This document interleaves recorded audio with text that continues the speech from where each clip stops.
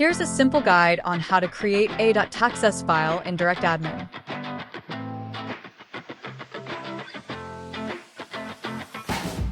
Log in to your DirectAdmin account with the credentials provided.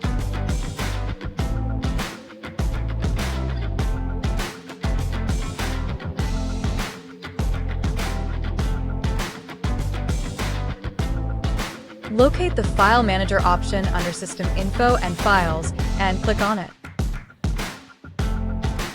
Select the directory where you want to create the htaccess file, either your website's root directory, public_HTML, or a specific subdirectory within it.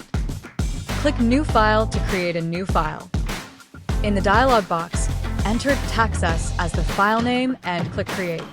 After creating the htaccess file, you can open it to edit its contents. Select the htaccess file and click on the Edit icon. In the htaccess file, add the necessary directives to control your website's behavior. After making the changes, click Save File to update the file.